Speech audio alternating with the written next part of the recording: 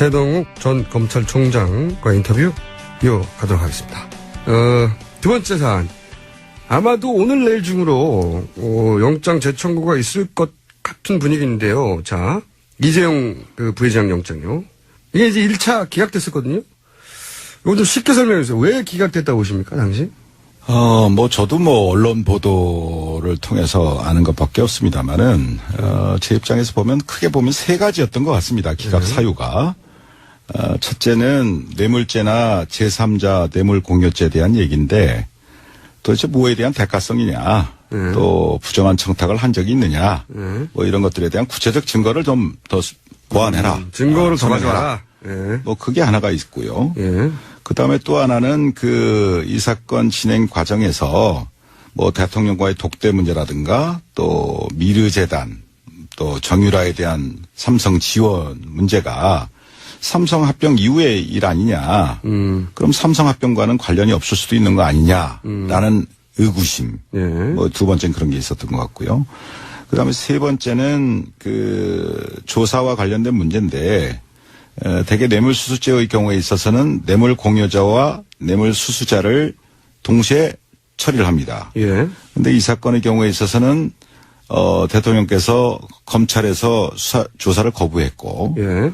또 지금도 밀고 당기고 진행 중인 걸로 알고 있습니다만 많았을 것 같아요. 아직까지 특검에서도 조사에 응하지 않고 계시지 않습니까? 예. 그래서 법원 입장에서는 이런 부분, 즉 뇌물수수 혐의를 받고 있는 대통령에 대한 조사가 아직 이루어지지 않지 않았느냐라는 지적. 이게 특검 세 책임은, 가지였던 것 같습니다. 특검 책임은 아니잖아요. 물론이죠.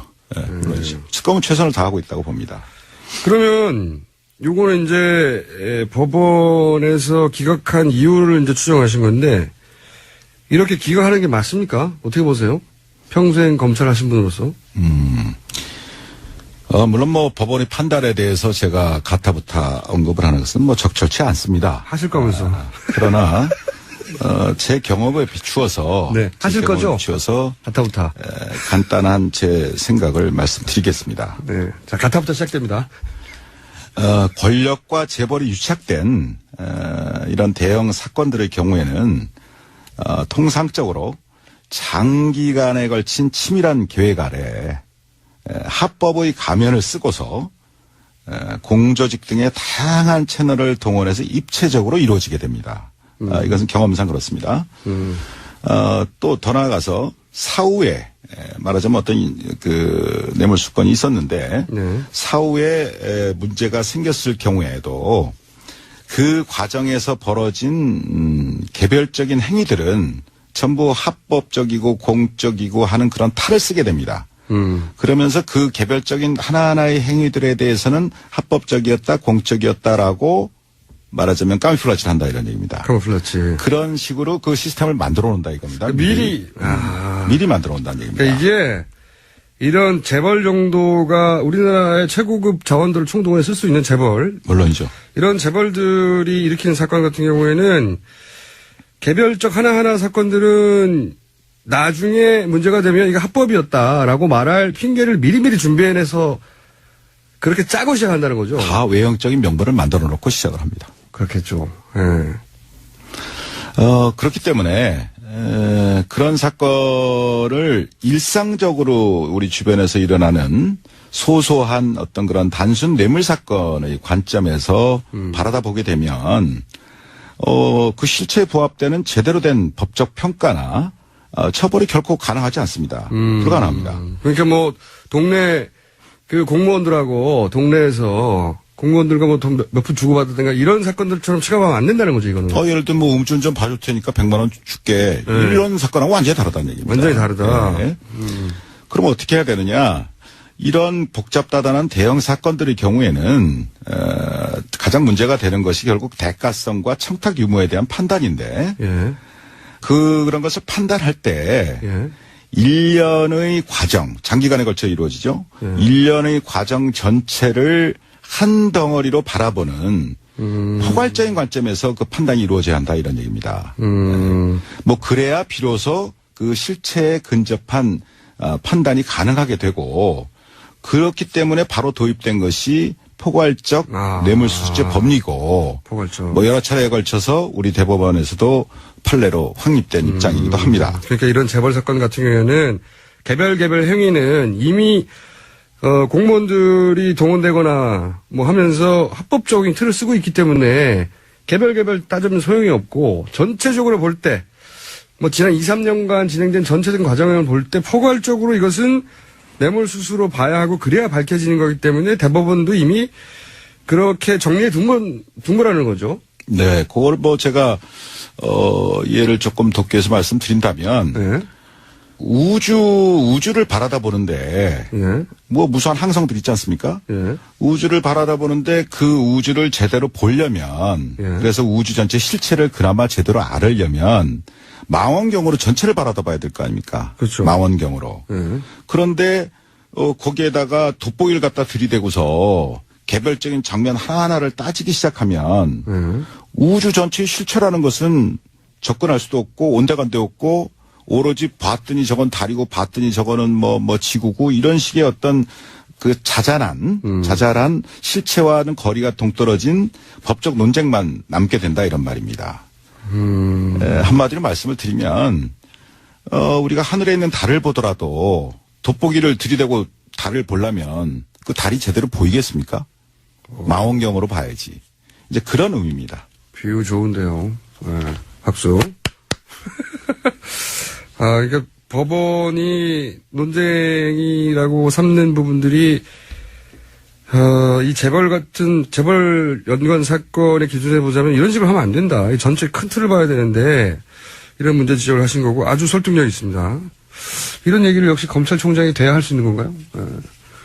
제가 듣고 싶었던 답변이에요. 이게 그래서 문제다. 그러면 지금 영장을 어쨌든 재청구합니다. 하는 것 같아요. 오늘 내일 그런 분위기예요. 하겠죠. 근데 이번에도 기각되면 어떡하죠? 글쎄요. 그 법원 입장에 대해서는 뭐 미리 예단할 수는 없다고 생각을 합니다. 그러나 제 수사 경험으로 보면 재벌 사건의 경우에는 사건을 파면 팔수록 관련 증거들이 눈덩이처럼 불어나는 게 일반적입니다. 워낙 광범위하게 그렇습니다. 했기 때문에 연루된 게 많고 또 장기간에 걸쳐서 진행이 됐고 연루된 기관도 많고 사람들도 많기 때문에 그런 부분들이 시간이 가서 파면 팔수록 다 튀어나온다는 얘기입니다. 일부지만. 네. 그 예를 들면 이번 사건의 경우에도 언론 보도를 보면 안정범 수석의 그 최근 수첩이 39건이 추가로 압수됐다는 거 아니겠습니까? 제가 이걸 종범 실록이라고 부르고 있거든요. 그래요. 약간 비웃을 수 있는 느낌인데요? 말을 잘 만들어내시는 것 같아서. 총장님 여기서 박장대소해 주셔야 되는데 어허허 이렇게 하시면 종범 실록. 예. 또 최근에 금감이나 또 공정위에 대한 압수수색도 있었던 걸로 알고 있는데 아마 그런 과정에서 많은 물적 증거를 추가로 확보를 했을 겁니다. 또 더 나아가서 관련자들을 뭐 누굴 조사했는지 모르겠습니다만 많은 사람들을 추가로 조사했을 것이고 그래서 만약에 이번에 특검이 이정부 회장에 대한 영장을 재청구한다면 관련 소명 자료에 대해서 충분히 보완이 더 돼서 소명에 자신 있지 않느냐. 뭐 그런 걸 의미한다고 봅니다. 근데 기각되면요? 글쎄요. 예. 여기서 김 빠질게 글쎄요가. 아니 그러니까 이럴 경우에는 예를 들어서 재벌의 영향력, 법원의 독립성 이런 걸 의심해 봐야 된다. 이렇게 대답해 주셔야 되는 거 아닙니까? 글쎄요.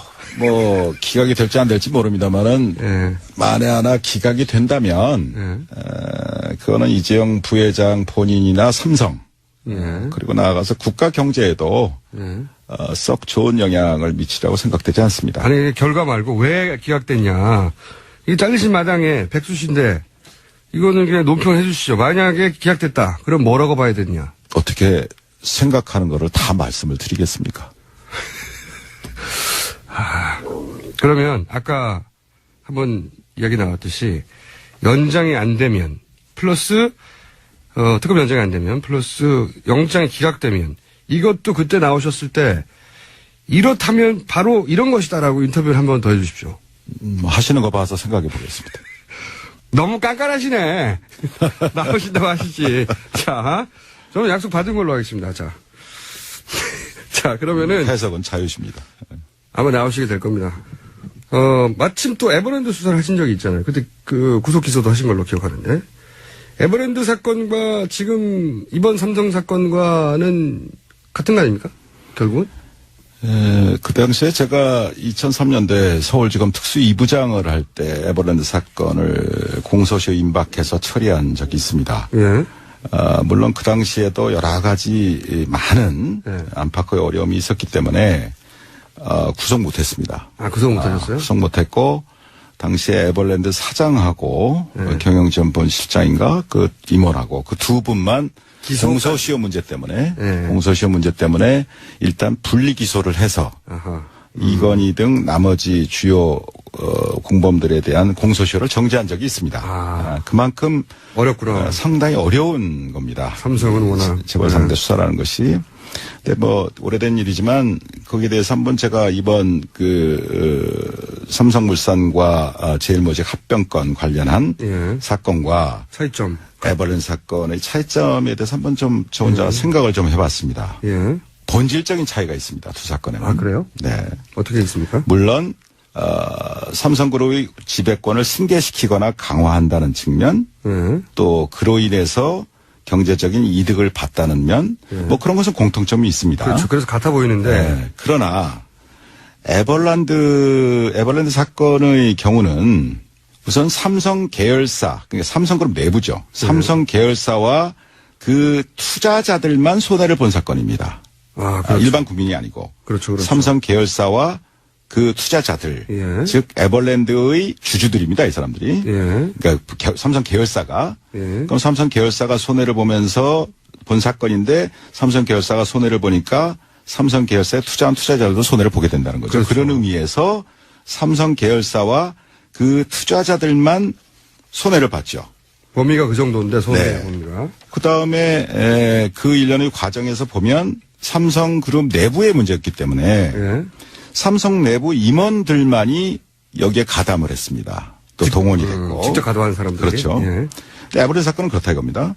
근데 이번 사건의 경우를 보면 이 2,100만 명 말이 그렇지 이게 천문학적인 인원 아닙니까? 국민의 반인데 2,100만 명이 넘는 국민연금 가입자 전체가 잠재적인 손해자가 됐단 말입니다. 손해를 봤단 말입니다. 맞죠. 예. 그 다음에 그 수법을 보더라도 단순히 그 삼성그룹 내부의 문제로 해치운 게 아니라 뇌물 공여까지 해가면서 국가기관을 총동원했다 이겁니다. 그게 본질적인 차이가 있어요. 예리한 분석입니다, 이거. 그러니까 손해의 범위 또 수법 면에서 두 사건은 굉장한 차이가 있다. 즉 한마디로 손해의 범위는 굉장히 국민 대다수로 광범위해졌고 또 수법 또한 매우 대담해졌다 이겁니다.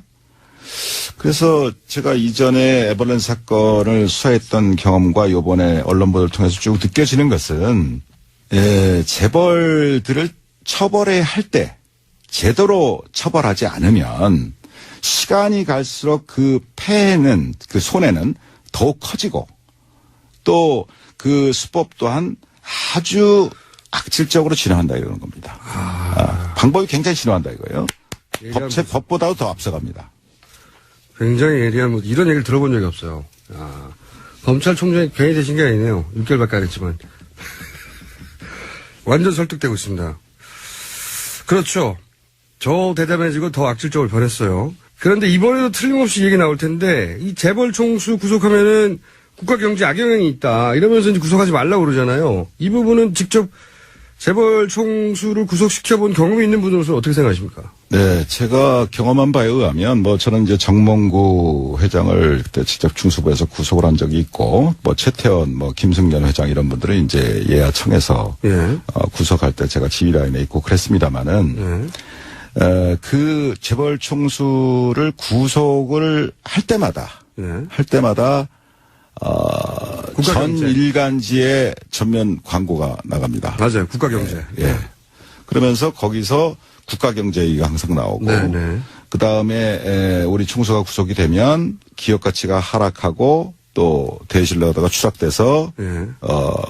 그 회사는 물론이고 국가경제도 어려워진다. 협박이죠, 협박. 예. 뭐 이런 식의 기사와 광고가 횡행합니다. 지금도 삼성 이재용 부회장 얘기할 때 종편에서는 끊임없이 그 논리를 갖다 줘요. 그렇습니다. 예. 근데 그런데 지난 경험입니다마는 정몽구, 최태원, 김순년 등 그 재벌 총수가 구속된 이후에 뭐 현대자동차든 SK든 하나그룹이든 기업 가치가 하락하거나 또는 대외 신인도가 추락해서 국가 경제가 더 어려워졌었습니까? 그렇다고 아니죠. 생각하세요? 아니죠. 아닙니다. 그렇죠. 예. 이거는 실제 사례를 들어서 반박하면 되는군요.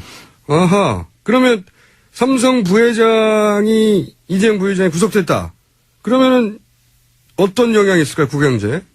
예, 아까 말씀드린 거와 관련해서 결과적으로는 오히려 해당 기업의 투명성이나 신뢰도를 높이는데 기여했다고 보는 쪽이 일반적인 시각이라고 생각합니다. 좀 더 구체적으로 말씀해 주세요. 그래서 만약에 이번 삼성 부회장 건에 대해서도 예. 제대로 원칙대로 수사가 돼서 처리가 이루어진다면 예.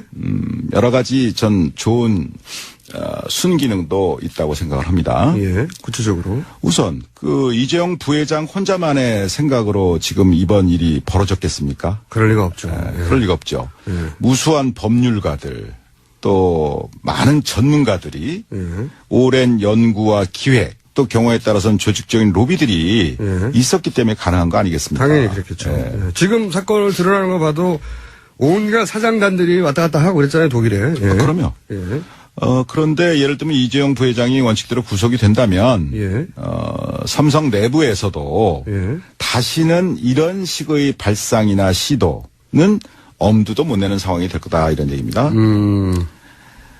그래서 뭐 그렇게 해도 된다고 조언했던 사람들은 다 잘려 나갈 것이고 오히려 삼성 경영진 내부에서는 앞으로 총수를 보호하기 위해서라도 좀 더 합법적이고 윤리적인 방향으로 나가야 되겠다라고 하지 않겠냐 이런 얘기입니다. 그랬을 때 결과적으로는 삼성이라는 그 글로벌 기업 입장에서 보면 예.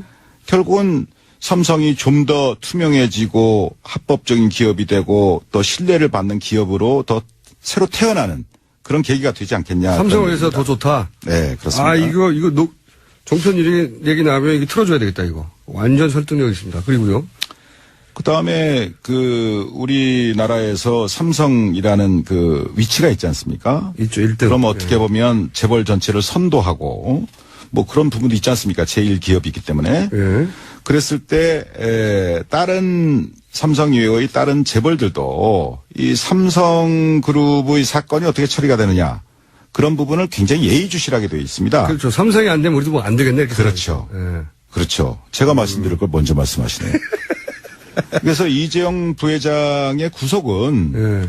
우리나라 재벌들 나머지 재벌들 전체에게도 큰 시그널을 보낸다 이겁니다. 이게 정경유착은 삼성 부회장 한 사람 구속으로 해결될 수도 있겠네요, 이게. 제가 볼 땐 그럴 수도 있습니다. 어. 그래서 결국은 거기서 가장 큰 시그널이라는 것은 무엇이냐면은 아무리 경제 권력이 강하다 하더라도 합법 경영을 하지 않으면 예외 없이 총수가 구속될 수 있다. 그렇죠. 라는 시그널을 보낸다는 얘기입니다. 그것만 되면 돼요. 그러면 그것이 바로 무엇이냐. 지금 국민들이 그렇게 갈망하고 있는 네. 재벌 개혁의 출발점이 된다 이런 얘기입니다. 마구 설득되고 있습니다. 총장님이 왜 총장님이 되셨는지 알겠고요. 그리고 왜 잘렸는지도 알겠어요. 잘린 얘기는 안 하셨으면 좋겠어요. 이런 생각을 하시니까 잘리죠. 자, 이제 마지막 주제입니다. 마지막 주제, 황교안 대행이 이제 저는 특검 연장을 안 할 것 같은데, 자, 이 부분을 한번 짚어보겠습니다. 안 하겠죠? 만약에 황 대행께서 국민 대다수의 뜻과 달리 연장을 일방적으로 거부해버려서 특검 수사를 중단시킨다면 예. 결국은 이러한 최순실 국정농단 사태에 대한 수사 의지가 없다는 것을 스스로 증명한 거 아니겠습니까? 지금 안 해줄 것 같은데, 그 말씀을 좀 제 나름대로 해석을 하면, 특검 연장 안 해주면 수사 의지가 없는 거다. 안 할 것 같은데, 안 한다면 이유가 뭘까요? 다 아시다시피 그 황교안 대행 역시 네. 국민 대다수 분들이 이번 국정농단 사태의 공동 책임자 중에 한 사람 아니냐라는 그 의혹을 제기하고 있지 않습니까? 그런 의혹은 이 정부 들어와서 뭐 법무부 장관을 오래 하셨고 네. 또 총리를 계속 하셨고 이젠 대행까지 하고 있고. 예, 그 과정에서 이런 농단 사태가 다 벌어졌지 않습니까? 예, 다 벌어졌어요. 그 말씀은 특검 연정을 안 하면 자기 책임이 드러날까 봐 안 하는 거다? 결국은 수사를 계속해야 하는, 특검에서 수사를 계속해야 하는 상황에서 연장을 안 해줘서 수사를 갑자기 멈추게 한다면 예. 이러한 국민들로부터 받고 있는 본인 연루 의혹에 대해서 해소시킬 수 있는 기회를 스스로 놓치는 것이다 라고 생각을 합니다. 그러니까 논리적으로 보자면 본인이 연루되지 않았다면 털 기회인데 그걸 연장 안 하는 걸 보면 본인이 연루된 거 아니냐? 라는 의혹이 또 제기될 수도 있다는 얘기입니다. 예. 네. 그런 의혹이 제기될 수 있는 수준이 아니라 그런 거 아닌가요? 본인이 연루된 게 나올까봐 특검 연장을 안 한다. 이렇게. 뭐 제가 전직 총장으로서 그런 말씀드리는 건 적절치 않다고 보는데요. 네. 어쨌든 특검을 연장해서라도 본인의 국민들적 의혹을 해소시키는 것이 황교안 대행 본인에게도 좋을 것이다. 또 그것이 국민들이 바라는 바일 것이다. 라는 게 제 의견입니다. 살짝 약간만 삐딱하게 보면 이게 협박처럼 들려요. 하는 게 좋을 것이다. 자, 그러면은 아까 이야기에 이어서 오늘 이 자리에서는 답변 안 하실 것 같으니까 아까 이어서 특검 연장도 안 되고 영장도 기각되고 그리고 황교안 대행이 이제 연장 안 한다는 결론을 내리는 이런 사태가 아마 이달 말이면 판결이 날 텐데 그때 되면 다시 나와서 굉장히 강력하게 말씀해 주실 거죠?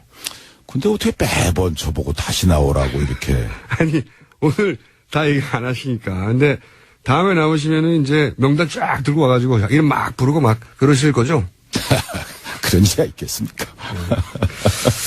들어봅시다. 자, 다음에 나오시면. 다음 한번 예약해놓고, 자, 마지막으로, 이 얘기 해야 되겠네요. 황교안 대행 이런 말 했어요.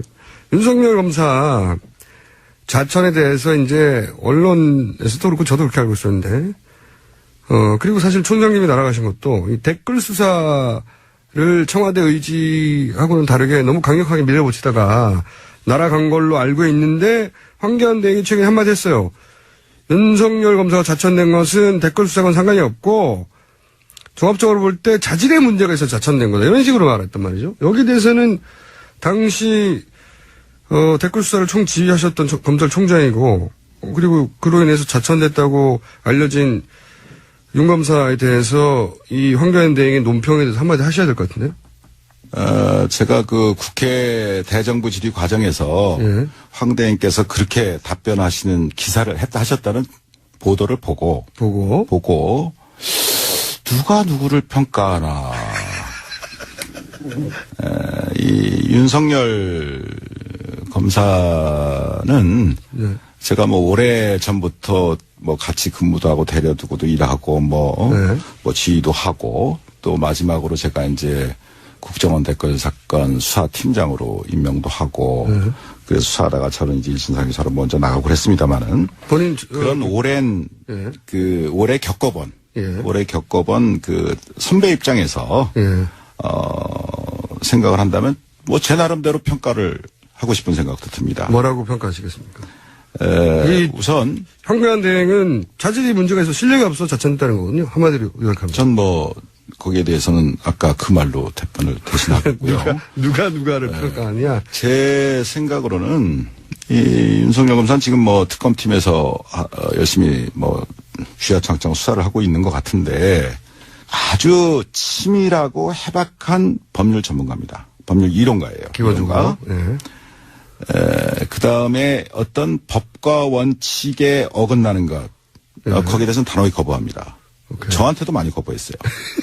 그러면 어떤 이 검찰이라는 것이 상명하복 조직인데, 거기서 상사의 말이 틀리다고 그래서 거기에 대해서 거부를 하고 대들고, 자기 소신을 편다는 것은 정말 그건 대단한 용기가 필요한 겁니다. 바깥에서 보시는 것보다도 더. 그래서 거기에는 분명히 자기 희생적인, 자기 헌신적인 용기가 없으면 불가능한 겁니다. 근데 이 윤석열 검사 같은 경우는 제가 겪은 바에 의하면 자기 헌신적인 용기를 갖고 있어요. 갖고 있는 친구다 이거예요. 그 다음에 또 아주 다이내믹합니다. 신중하면서도 다이내믹해서 말하자면 예리한 칼잡이다.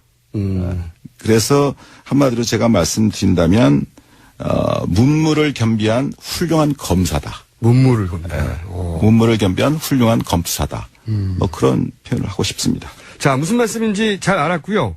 자, 마지막으로 어렵게 스튜디오 직접 나오셨는데 혹시 다음 출연까지는 아직 뭐 한 3주 정도 남았기 때문에 남기고 하실 말씀, 뭐 국민들이 하고 싶은 말씀이나 검찰에게 하고 싶은 이야기 있으면 제가 뭐 간단한 심정을 말씀드리겠습니다. 대한민국 검찰은 2,000명이 넘는 검사를 포함해서 10,000명이 넘는 방대한 수사 인력을 가진 강력한 수사기관입니다. 다시 말해서 평소 수사 역량이 지금 현재 특검의 100배가 넘습니다. 수사 역량 면에서 100분의 1도 안 되는 20명의 특검 검사들이 불과 몇 달이라는 짧은 단기간에 이전 검찰의 수사보다는 비교할 수 없을 정도의 성과를 내고 있지 않습니까? 그래서 그러한 그 상황을 바라다 보면서 참 현재의 이 검찰 후배들은 상당히 마음속이 부끄럽고 또 참담한 그런 심정이라고 믿습니다. 저 또한 그런 심정입니다. 그래서 이번 특검을 보면서 권력의 개가 되어서 권력의 입맛에 맞게 수사하는 것과 국민의 검찰로 법과 원칙대로 수사하는 것의 이 극명한 차이를 그리고 검찰이 이 지경이 되도록 만든 정치 검사들의 말로를 우리 정의로운 젊은 검사들이 꼭 마음에 새기고 잊지 말기를 바랍니다. 자기 손에 쥐어진 칼로 자신의 팔다리를 베어서라도 국민의 검찰로 다시 태어나기를 바랄 뿐입니다. 마음에 와닿는 마지막 말씀이었습니다. 오늘 여기까지 하고요. 그럼 3주 후에 다시 나오는 걸로 하고 생각해보고 여기까지 하겠습니다. 지금까지 어렵게 모신 최동욱 전 검찰총장이었습니다. 감사합니다. 감사합니다. 그래서 법원 입장에서는 이런 부분, 즉 뇌물수수 혐의를 받고 있는 대통령에 대한 조사가 아직 이루어지지 않지 않았느냐라는 지적. 이게 특검 세 책임은 가지였던 것 같습니다. 특검 책임은 아니잖아요. 물론이죠. 네, 물론이죠. 특검은 최선을 다하고 있다고 봅니다. 그러면 요거는 이제 법원에서 기각한 이유를 이제 추정하신 건데 이렇게 기각하는 게 맞습니까? 어떻게 보세요? 평생 검찰 하신 분으로서. 물론 뭐 법원의 판단에 대해서 제가 가타부타 언급을 하는 것은 뭐 적절치 않습니다. 하실 거면서. 그러나 제 경험에 비추어서 네, 하실 거죠? 비추어서 가타부타. 간단한 제 생각을 말씀드리겠습니다. 네, 자 가타부타 시작됩니다.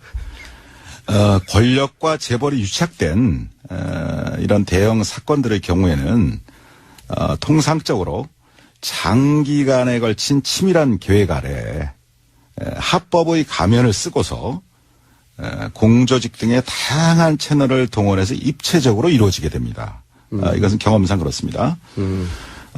또 더 나아가서 사후에 말하자면 어떤 그 뇌물수건이 있었는데 네. 사후에 문제가 생겼을 경우에도 그 과정에서 벌어진 개별적인 행위들은 전부 합법적이고 공적이고 하는 그런 탈을 쓰게 됩니다. 그러면서 그 개별적인 하나하나의 행위들에 대해서는 합법적이었다, 공적이었다라고 말하자면 까미플라치를 한다 이런 얘기입니다. 카모플라치. 그런 식으로 그 시스템을 만들어 놓는다 이겁니다. 미리 논쟁이라고 삼는 부분들이 이 재벌 연관 사건의 기준에 보자면 이런 식으로 하면 안 된다. 이 전체 큰 틀을 봐야 되는데 이런 문제 지적을 하신 거고 아주 설득력이 있습니다. 이런 얘기를 역시 검찰총장이 돼야 할 수 있는 건가요? 제가 듣고 싶었던 답변이에요. 이게 그래서 문제다. 그러면 지금 영장을 어쨌든 재청구합니다. 하는 것 같아요. 오늘 내일 그런 분위기예요. 하겠죠. 근데 이번에도 기각되면 어떡하죠? 글쎄요. 그 법원 입장에 대해서는 뭐 미리 예단할 수는 없다고 생각을 합니다. 그러나 제 수사 경험으로 보면 재벌 사건의 경우에는 사건을 파면 팔수록 관련 증거들이 눈덩이처럼 불어나는 게 일반적입니다. 워낙 광범위하게 그렇습니다. 했기 때문에 연루된 게 많고 또 장기간에 걸쳐서 진행이 됐고 연루된 기관도 많고 사람들도 많기 때문에 그런 부분들이 시간이 가서 파면 팔수록 다 튀어나온다는 얘기입니다. 일부지만. 네. 그 예를 들면 이번 사건의 경우에도 언론 보도를 보면 안정범 수석의 그 최근 수첩이 39건이 추가로 압수됐다는 거 아니겠습니까? 제가 이걸 종범 실록이라고 부르고 있거든요. 그래요. 약간 비웃을 수 있는 느낌인데요? 말을 잘 만들어내시는 것 같아서. 총장님 여기서 박장대소 해주셔야 되는데 어허허 이렇게 하시면 종범 실록. 예. 또 최근에 금감이나 미리 만들어 온다는 얘기입니다. 그러니까 이게 이런 재벌 정도가 우리나라의 최고급 자원들을 총동원해 쓸 수 있는 재벌. 물론이죠. 이런 재벌들이 일으키는 사건 같은 경우에는 개별적 하나하나 사건들은 나중에 문제가 되면 이게 합법이었다라고 말할 핑계를 미리미리 준비해내서 그렇게 짜고 시작한다는 거죠. 다 외형적인 명분을 만들어 놓고 시작을 합니다. 그렇겠죠. 예.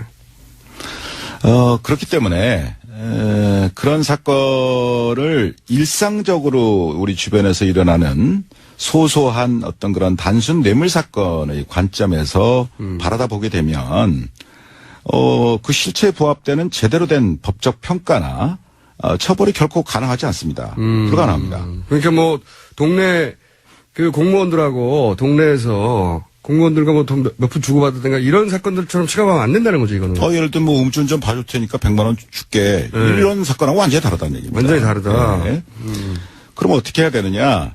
이런 복잡다단한 대형 사건들의 경우에는 가장 문제가 되는 것이 결국 대가성과 청탁 유무에 대한 판단인데 예. 그런 것을 판단할 때 예. 1년의 과정, 장기간에 걸쳐 이루어지죠. 1년의 과정 전체를 한 덩어리로 바라보는 포괄적인 관점에서 그 판단이 이루어져야 한다 이런 얘기입니다.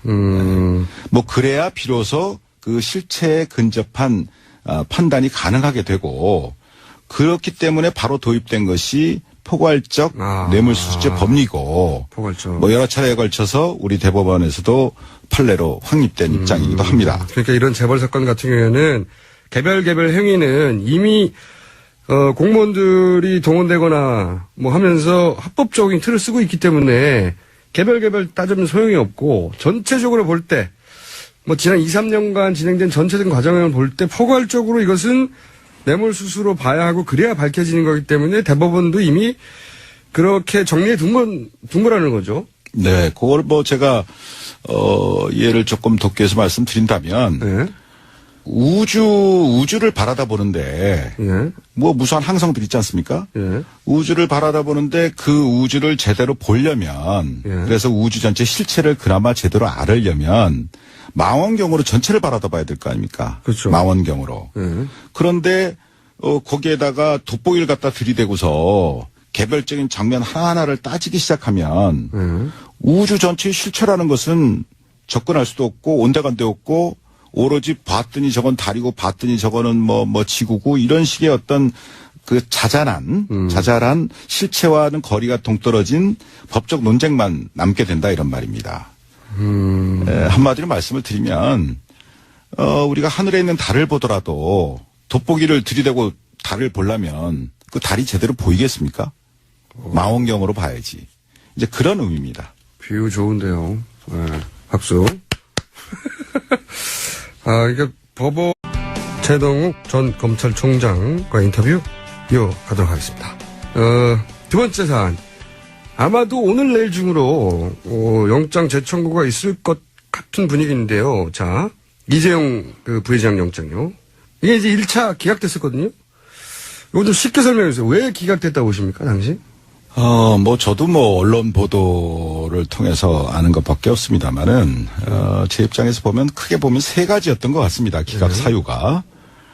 첫째는 뇌물죄나 제3자 뇌물 공여죄에 대한 얘기인데 도대체 뭐에 대한 대가성이냐, 또 부정한 청탁을 한 적이 있느냐, 뭐 이런 것들에 대한 구체적 증거를 좀 더 보완해라. 증거를 더 가져와라. 예. 뭐 그게 하나가 있고요. 예. 그 다음에 또 하나는 이 사건 진행 과정에서 뭐 대통령과의 독대 문제라든가 또 미르재단 또 정유라에 대한 삼성 지원 문제가 삼성 합병 이후의 일 아니냐. 그럼 삼성 합병과는 관련이 없을 수도 있는 거 아니냐라는 의구심. 예. 뭐 두 번째는 그런 게 있었던 것 같고요. 그다음에 세 번째는 그 조사와 관련된 문제인데 대개 뇌물수수죄의 경우에 있어서는 뇌물 공여자와 뇌물 수수자를 동시에 처리를 합니다. 예. 근데 이 사건의 경우에 있어서는 대통령께서 검찰에서 조사를 거부했고 예. 또 지금도 뭐 밀고 당기고 진행 중인 걸로 알고 있습니다만 안 하실 것 같아요. 아직까지 특검에서도 조사에 응하지 않고 계시지 않습니까? 예.